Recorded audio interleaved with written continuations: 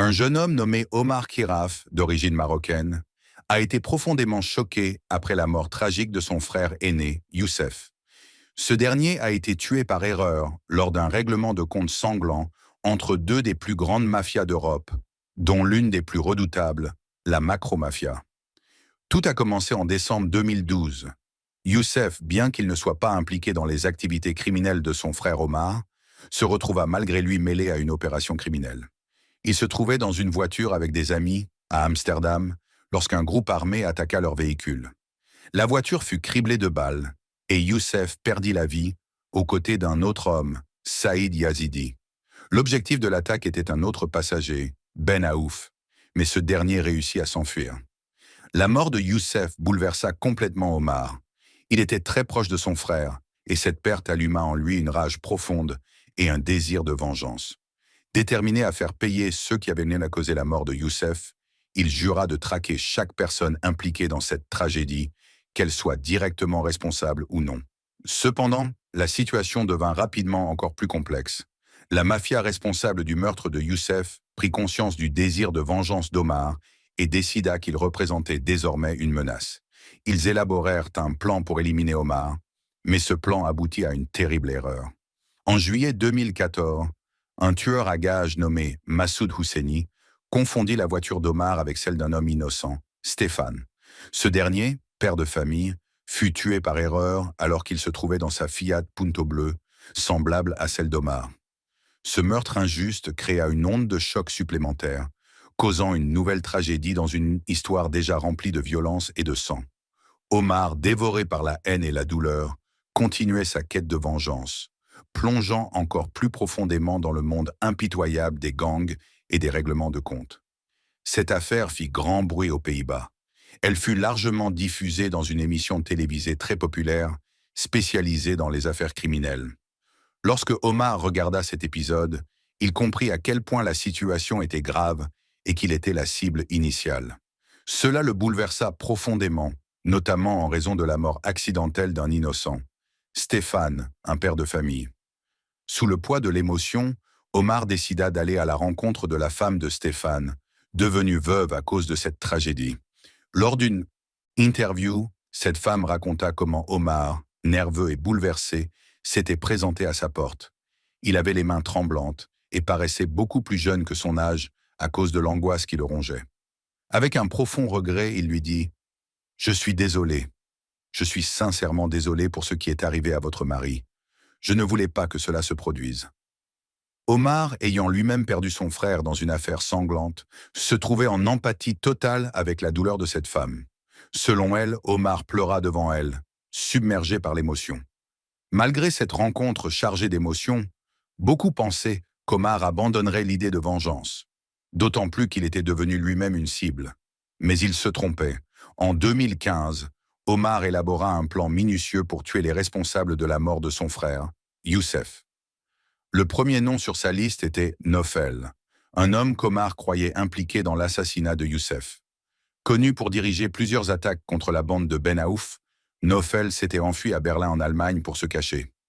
Avec l'aide de ses complices, Omar envoya 4 hommes à Berlin pour exécuter Nofel, avec une récompense d'1 million de dollars pour la réussite de l'opération. Cependant, l'un des complices, Cédric, trahit Omar en avertissant Nofel du danger. Grâce à cette fuite d'informations, Nofel parvint à s'échapper avant que l'attaque ne soit menée à bien, ce qui fut un coup dur pour Omar. Malgré cet échec, Omar ne renonça pas à sa quête de vengeance. Il continua à planifier d'autres opérations pour éliminer ceux qu'il considérait comme responsables de la mort de son frère. Les opérations d'assassinat devaient toujours impliquer 2 ou 3 personnes. Don, un homme clé dans ses missions, décida de s'associer avec un certain France. Il demanda 2 armes, une grande et une petite, pour exécuter les frères Shafik et Shahid, qui figuraient sur la liste des cibles d'Omar. La récompense pour cette opération était de 100 000 dollars. Les frères Shafik et Shahid fréquentaient souvent une chicha renommée, appelée le Scénario, dans une ville aux Pays-Bas. Après un mois de surveillance minutieuse des frères, Don se montrait de plus en plus excité à l'idée d'accomplir la mission. Il envoya un message à Omar, lui assurant qu'il n'avait jamais échoué dans l'élimination de ses cibles. Omar insista sur l'importance de tuer Shahid, qu'il considérait comme plus dangereux que Shafik, bien que l'idéal serait de les abattre tous les deux. Le 21 novembre 2015, les frères Shafik et Shahid, accompagnés de deux autres personnes, étaient dans cette fameuse chicha. Ils commencèrent à remarquer un comportement suspect autour du lieu. Les employés de l'établissement, ayant également ressenti la menace, aidèrent les frères à s'échapper en contactant la police. Cette dernière se rendit rapidement sur les lieux et découvrit deux armes, ainsi qu'une casquette contenant l'ADN de France, le complice de Don. Ils trouvèrent également des écouteurs avec des traces d'ADN dans une zone boisée où les hommes s'étaient recachés. Bien que cette tentative d'assassinat ait échoué, Omar ne baissa pas les bras. Le 1er décembre 2015, il organisa une autre opération. Sachant que les frères Shafik et Shahid se savaient en danger, ils s'étaient mis sous la protection d'un groupe mafieux et se cachèrent dans un camp de vacances isolé, fréquenté par des touristes de toute catégorie sociale. Ce lieu, bien que reculé, devint la prochaine cible. Deux hommes, envoyés par Omar, furent repérés par les caméras de surveillance. Ils tentaient de dissimuler leur visage à chaque passage de voiture. Leur objectif était une Mercedes blanche. Soudain, une Mercedes correspondant à cette description approcha de la sortie du camp. Les hommes, cette fois-ci, ne se cachèrent pas. Ils sortirent leurs armes et ouvrirent le feu sur la voiture. À l'intérieur se trouvaient Shahid, Shafik et un autre ami. Shahid, qui conduisait, appuya sur l'accélérateur pour tenter de fuir, mais il était déjà trop tard. Les tirs avaient touché la voiture et Shahid succomba à ses blessures à l'hôpital. Shafik et leur ami, quant à eux, survécurent. Ce succès marqua une nouvelle victoire pour Omar dans sa quête de vengeance pour la mort de son frère Youssef. Son prochain objectif, un homme nommé Noureddin, impliqué dans le meurtre de Ben Aouf, l'événement qui avait coûté la vie à son frère. Dans l'une de ses lettres, Omar avait déclaré qu'il cherchait Noureddin depuis des années, l'homme qu'il tenait pour responsable de la mort de son frère. L'opération de surveillance de Noureddin, menée par les hommes d'Omar, démarra alors. Le 3 avril 2, alors que Noureddin était assis dans sa voiture à Amsterdam, deux hommes sur une moto s'approchèrent de lui, vêtus de noir. Ils placèrent un dispositif GPS sous la voiture de Noureddin pour suivre ses déplacements. À ce moment-là, ils se rendirent compte que Noureddin était toujours dans la voiture. L'un des hommes sortit son arme et tira un coup de feu. Malheureusement pour eux, l'arme se bloqua et ils ne purent tirer d'autres balles. Ce fut un échec pour Omar, mais il récompensa tout de même les deux hommes pour leur tentative. À partir de là, Omar se retrouva confronté à de nombreux ennemis et la pression de la police ne cessa de s'accroître. Sentant le danger se rapprocher, Omar s'enfuit des Pays-Bas pour se cacher en Belgique. Mais en juin 2017, il fut arrêté et extradé vers les Pays-Bas. Il fut immédiatement incarcéré pendant 90 jours, le temps que la police poursuive les investigations. Le principal chef d'accusation pesant contre lui était son implication dans l'assassinat de Shahid Khilaf. En prison, Omar n'était pas à l'abri de ses ennemis. Le 25 janvier 2019, une situation d'urgence se produisit. Des rumeurs circulaient qu'un homme armé tentait de l'assassiner lors de l'heure de la récréation en commun. En raison de cette menace, il fut transféré dans une autre prison et placé en isolement pour assurer sa sécurité.